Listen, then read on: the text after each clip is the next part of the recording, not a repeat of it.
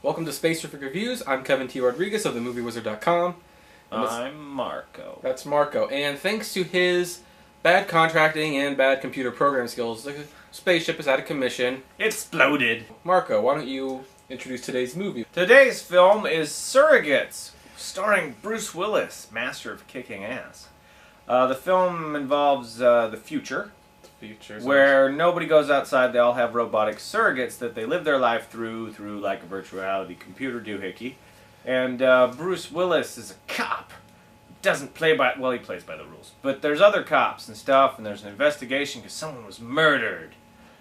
Yeah, the whole point of the surrogates is that you can hook your mind up to these robot machines, go out, do everything you want, feel the same pleasures, and if someone shoots you, nothing happens. But right. For once, someone gets shot with something and they die. So what are your thoughts on the film?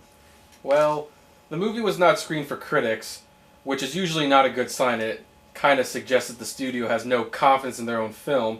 Yeah. Have to admit, I'm a little surprised that they had so little confidence because it was an interesting idea, if anything. I actually liked the look of it. I was actually, for a while, kind of swept up in the look because these, surrogates, they look kind of plastic. And that's supposed to be the point, and the users are like more grisly, more not. I hear the director actually used less makeup than usual to make it look more realistic. So I was actually a big fan of the look, even if it wasn't, creatively the most realistic future settings I've seen. And the story was kind of interesting for a while, but I think at the halfway point, it just, once I got used to the look, the story was just usual business, as they'd say. It wasn't, I've seen it before, it wasn't too different from anything that I'd seen in the past. In fact, it really wasn't very different, even with the twist ending, which is kind of a twist, but kind of not at the same time. Yeah, no, well, to be honest, I thought the film looked like shit. Oh, well. I mean, just to be straight up honest about it, I thought this was a movie that was trying to be a $200 million movie, looked like it was about $87.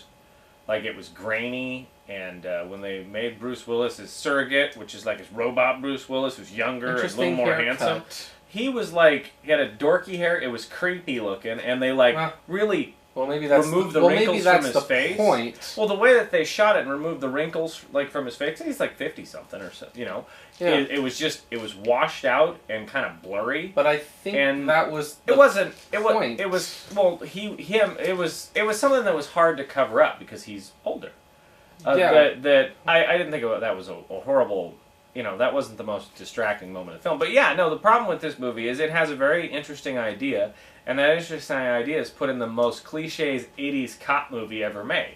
I mean, the whole thing is so just, let's hit this mark, this mark, this mark through the whole thing. Yeah, there's like a group, the Revolutionaries, I forgot the group exactly, but, they're basically human rights. They're more for, using robots to live your life is an abomination. Yeah. And they only kind of flirt with that idea. I would have liked to see them actually delve into it completely and just kind of cut this weapon can actually kill people. Yeah, no, that I think that would have been a more interesting film. Well, a lot of the littler moments, the dramatic moments of the film were so lightly touched on it that it weren't worth a damn. And that was one of them. The relationship with his wife was another one that was so lightly, barely odd touched. Relationship. I thought that could have been a very dramatic moment for the film. Well, it along been, with but a couple other things in it. There were some. I have to say that there were some good moments in the film that were enjoyable. There was a car chase. Oh yeah, that was actually quite entertaining because they're all surrogates, so they are real people. So you could run over as many of them as you want. Right. And the way that they set that up, which makes it more straightforward because it's like too many of these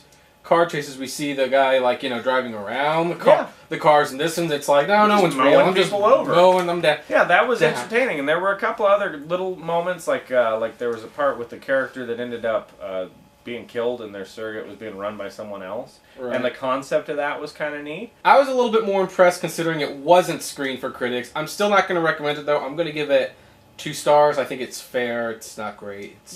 It almost made it to 2.5, but I'm not going to quite go that far. Yeah. Certain moments of it were entertaining, but overall it was kind of weak. So I'm going to go with 2 stars also, actually. I'm going to say, though, this is probably the best film I've seen that wasn't screened for critics, which I'm not sure if that's saying anything, but... Yeah, no, that's an odd compliment for it, but yeah, it wasn't. It certainly wasn't a terrible film. It was just a very predictable film.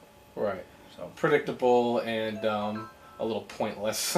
Yeah. So anyway, hopefully our spaceship will be back up and running next week when we get a new one.